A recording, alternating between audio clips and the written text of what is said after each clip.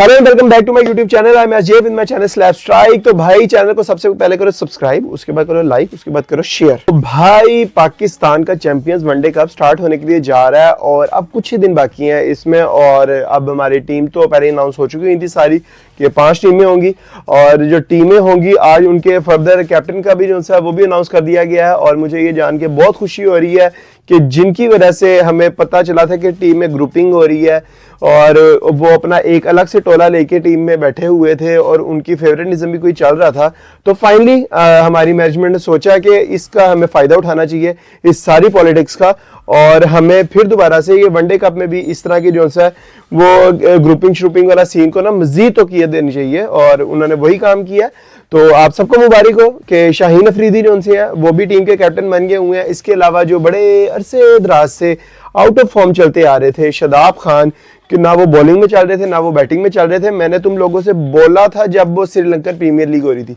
बोला था मैंने कि जो इसने यहाँ पे परफॉर्मेंस दे दी है ना, ये सारा कुछ जो इसने प्रीवियस किया हुआ ना वो कारपेट के नीचे चला जाएगा। और अल्हम्दुलिल्लाह जिस तरह मेरी पहले भी प्रेडिक्शंस साबित होती हैं सही, और फर्दर उसके अंदर एक और ऐड हो गया हुआ है क्योंकि भाई हमारे जो शादाब खान है वो भी जो से अब टीम के जो से बन चुके हैं अब कैप्टन। और इनको जितनी मुबारकबाद दी जाए ना उतनी कम है क्योंकि ये वो बंदा था जिसकी ना टीम में जगह नहीं बन रही थी।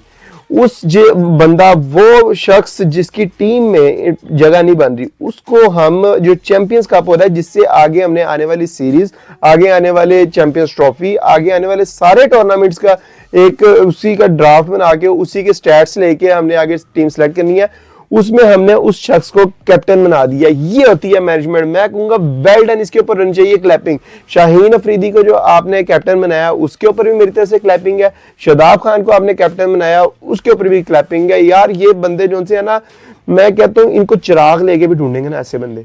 नहीं मिलेंगे आपको जो इस तरह के डिसीजन ले सके। तुम ढूंढ के देख लो चिराग, या बल्कि मैं कहता हूँ जीनी वाला चिराग अगर आपको मिल जाए ना उसको भी रगड़े जिसके अंदर जीनी निकलता है और वो कहता है कि क्या हुक्म है मेरे आका, मैं क्या कर सकता हूँ आपके लिए। तो हम उससे अगर वो हमें कहीं चिराग मिल जाए ना, हम उससे भी जो है ना कुछ ऐसी चीज मांगेंगे कि वो खुद शर्मिंदा हो जाएगा कि यार मैं भाई क्यों निकला और मैंने क्यों इससे कहा कि भाई क्या हुक्म है मेरे आका। ये तो इस लेवल का ही नहीं है। वो भी मुझे ना बड़ा अच्छा डायलॉग लगता है, वो अक्षय कुमार की ना मूवी का डायलॉग है, उसमें कहता है कि इसके हाथ में अगर हम सोने का कटोरा भी पकड़ा देंगे ना तो ये फिर भी उसमें भीख ही मांगेगा। तो ये हमारे ना मैनेजमेंट का वही सीन चल रहा है। तो जो ऊपर लोग बैठे हुए हैं भाई, आपको बहुत बहुत शुभकामनाएं, आपको बहुत बहुत मुबारकबाद, बहुत अच्छे डिसीजन ले रहे हैं आप। और फर्दर जो डिसीजन है वो हमें आगे जब ये कप शुरू होगा ना उसके अंदर हमें चीजें नजर भी आएंगी। इसके अलावा जो नेक्स्ट टीम है उसके कैप्टन जो उनसे है वो हमारे रिजवान को बना दिया गया। आई थिंक इतने डिसीजंस के अंदर से ना ये थोड़ा सा मुझे लगा कि ये थोड़ा मेच्योर डिसीजन था क्योंकि रिजवान के अंदर वो एबिलिटीज हैं,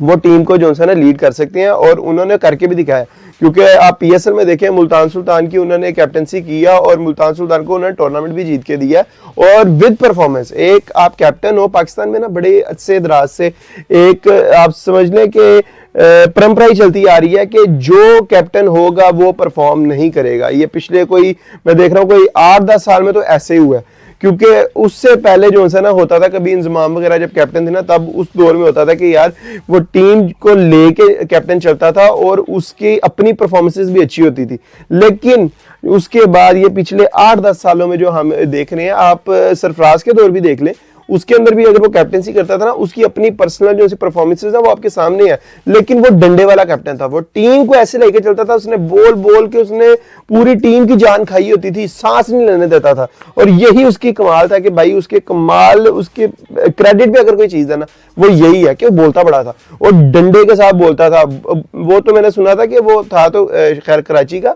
लेकिन वो हाइपर होके ना कोई उल्ट जो है ना वो भी बोल दिया करता था बॉलर को। और सुहेल खान के साथ तो खैर वो तो ऐसे ग्रज निकालता था कि जिसकी कोई हद नहीं, और फिर कोयटा में वो सुहेल खान को रख देते, वो तो बेचारा जलील होने के लिए आ जाता था। खैर रिजवान ने तो टूर्नामेंट जितवाए हैं और ये उसके क्रेडिट पे चीज भी है और आई थिंक कि ये बड़ी अच्छी चीज है हमारी क्रिकेट के लिए कि इस तरह के अगर मैच्योर डिसीजन कोई और भी ले लेता है ना तो हमें खुशी होती है। लेकिन आज जाके फिर हमें वही शाहीन अफरीदी नजर आता है, आज जाके हमें फिर वो शादाब खान नजर आता है। और मैं तुम्हें बता रहा हूँ कि ये जो से बाबर आजम को कैप्टनसी दे रहे थे वो तो उसका भला हो कि फाइनली उस बंदे ने भी अपना थोड़ा दिमाग इस्तेमाल किया कि यार मेरे इतनी जलालत हो रही है तो मैं कैप्टनसी इसकी लेके क्यों अपने और जलालत ना अपने और सर पे उंडेलूं। तो उस बंदे ने जो है ना फाइनली कहा कि भाई ये मेरे हाथ जुड़े हैं, जितना मेरे ऊपर तुमने क्रिटिसाइज किया ना, अकलौता मैं प्लेयर हूं जो इस टीम में परफॉर्म कर रहा था, तुम लोगों ने मुझे ताने दे के तुमने मेरा वो अशर कर दिया ना कि अब मैं कैप्टनसी नहीं लेता, भाई जिसको देनी है दो। और वो कैप्टनसी लेके फिर जो सी है वो मोहम्मद हारिस को दी गई। और मोहम्मद हारिस मेरे ख्याल से ये भी कैप्टन ठीक है, क्योंकि अभी जो हमारे शाहीन्स जो से हैं वो दौरा कर रहे थे ऑस्ट्रेलिया का, जो ए टीम हमारी गई हुई थी, और वहां पे इन्होंने लीड किया टीम को और अच्छा लीड किया। वहां पे इनकी भी अपनी परफॉर्मेंस जो सी मिली जुली थी, एक्स्ट्रा ऑर्डिनरी नहीं थी लेकिन हाँ मिली जुली थी, और टीम को ये लेके चल रहे थे। मेन बात होती है कि आप अगर कैप्टन है ना, आपकी परफॉर्मेंस अपनी भी होना जरूरी है, वो तो साफ जरा एक तो ये तो बेसिक ही है कि आप बेहतर होंगे तो आप किसी को अपनी मिसाल देकर कमांड। क्योंकि मैं तो हमेशा ये बात करता हूं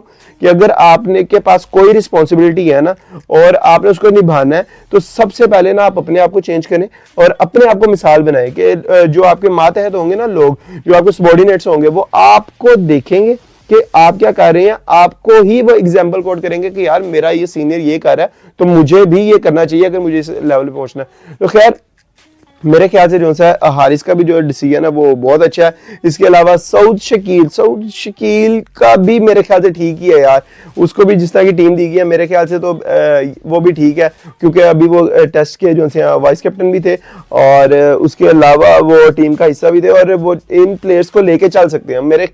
मुझे लगता है, ये मेरा पर्सनल पॉइंट ऑफ व्यू है कि सऊद शकील के अंदर भी ना वो चीज़ें हैं कि वो जिसे कह लें आप के एबिलिटीज़ हैं कि वो एक टीम को लेके चल सकते हैं। बाकी अब फिर वही बात है, मैं हमेशा कहता हूँ कि टीम के अंदर ना 11 प्लेयर खेल रहे होते हैं, तो सिर्फ कैप्टन का ही काम नहीं होता परफॉर्म करना, उनके साथ जो उनसे 10 और लोग खेल रहे होते हैं, उसके बाद उनके जो मैनेजमेंट के लोग होते हैं, उसके जो कोचेज होते हैं, उसके अलावा उनके मेंटोर्स भी अब जो इस तरह हमने हायर कर लिए हैं, उन सब का भी काम है कि यार इनको जो है ना गाइड करें, इनको सिखाएं। और मेरे ख्याल से तो हमें जिस तरह हम पत्थरों के दौर से अभी भी उधर ही चल रहे हैं और उससे बाहर नहीं निकल रहे, तो हमने मेंटोर्स भी जो ढूंढे हैं ना उसके अंदर भी हमने वकार यूनुस को जरूर रखना था, क्योंकि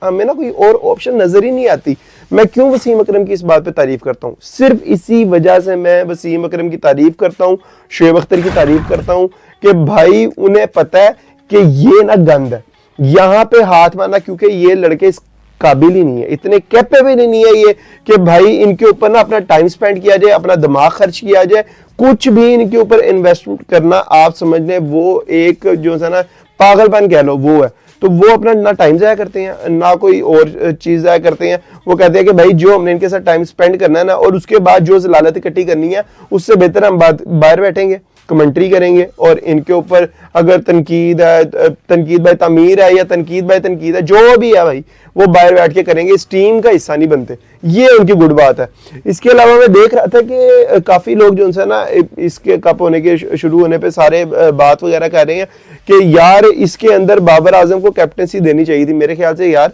जिससे मैंने बोला है ना कि बाबर की कैप्टनसी जरूरी नहीं है, वो बहुत बड़ा प्लेयर है, लेकिन हमारी कौम, हमने बहैसियत कौम एक अपना ना वैसे तो हमारे पल्ले कख नहीं था, लेकिन हमने बाबर आजम का एक प्लेयर ऐसा देखा जिस तरह अब अरशद नदीम को बनाया हुआ है। तो अब अरशद नदीम आगे अगर परफॉर्म नहीं करता ना, अगर उसे आगे 92.97 ना फेंकी गई, हमने उसको भी टगे टोकरी कर देना। ये हमारे पाकिस्तानियों का है कि हम गजनी टाइप की हमारी एक तो याददाश्त है, एक तो हम फौरन भूल जाते हैं कि भाई ये बंदे ने पीछे कितनी स्ट्रगल किया, पीछे कितने उसने एफर्ट किया, कितने उसके रन्स है, पाकिस्तानी क्रिकेट के लिए उसने क्या कुछ किया हुआ है।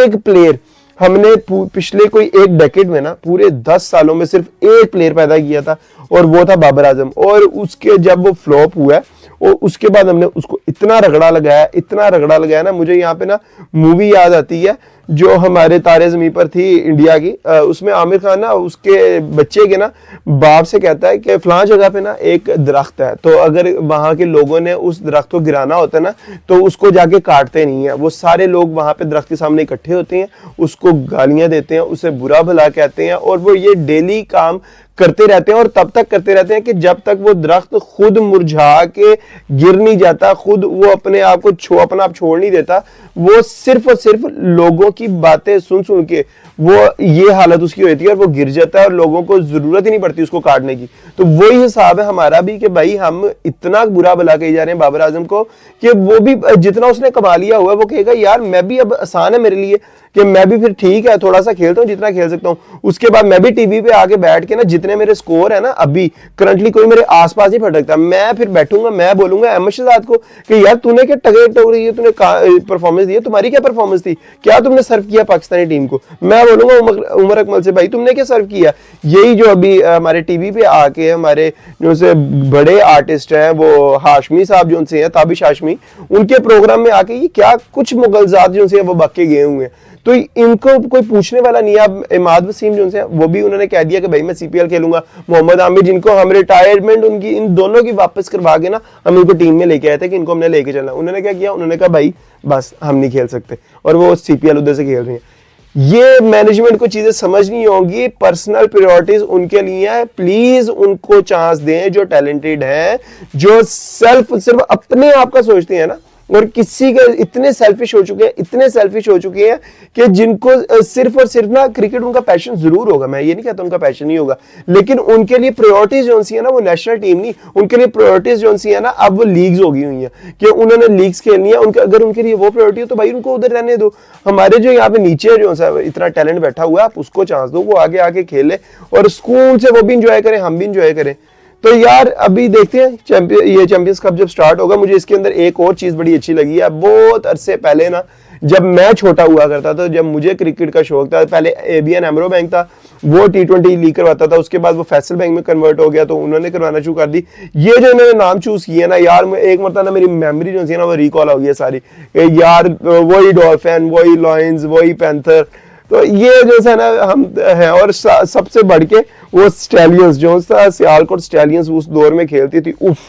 भाई जब टूर्नामेंट स्टार्ट होता था ना पता था मलक साहब जो है ना और मलक के भाई ये टूर्नामेंट इन्होंने ले जाना, या तो वो कराची जो सी थी कराची डॉल्फिन या सियालकोट स्टैलियन, ये तो बहुत फेवरेट होती थी। और सबसे बड़ी टीम होती थी उस टाइम की लाहौर लायंस की, और अल्हम्दुलिल्लाह वो शहजादे ही थे, वो मेरे ख्याल से कोई एक आधा ही टूर्नामेंट जीते होंगे, उसके अलावा टूर्नामेंट कोई नहीं जीते थे। लेकिन यार नामों से भी मजा आया। और फर्दर अगर हम बात करें लास्ट में तो इकबाल स्टेडियम में होने जा रहा है भाई ये मैच फैसलाबाद में, और इकबाल हमारे वो जिन्होंने अपने शाहीनों पे बड़ा नाज था, तो लेट्स सी अब हमारे इकबाल स्टेडियम में हमारे शाहीन्स क्या करते हैं, क्योंकि इकबाल असल में इलामा इकबाल के शाहीन्स की परवाज तो बहुत ऊंची थी, ये वहां से कितना सीखते हैं और कितनी ऊंची परवाजें करके निकलते हैं। तो ये तो अब चैंपियंस कप खत्म होने के बाद जो अब हमारी सीरीज आएगी इंग्लैंड के खिलाफ तो ही पता चलेगा। तो अभी तो हमारे हालात बहुत बुरे हुए हैं क्योंकि हम पिछले टाइम में जितने अच्छी रैंकिंग्स पे थे उन सब में हम अब सबसे लोएस्ट रैंकिंग पे चल रहे हैं, चाहे वो ओडीआई हो जाए, चाहे टेस्ट हो जाए और चाहे टी20 हो जाए। तो आई थिंक ये वो जगह है जब यहाँ से अब हमने दोबारा से टेक ऑफ करना है। तो भाई आज के लिए इतना ही है। अगर अभी तो मेरे चैनल तक साथ जुड़े हुए और मुझे बर्दाश्त कर रहे हो तो चैनल को लाइक कर दो, शेयर कर दो, सब्सक्राइब कर दो।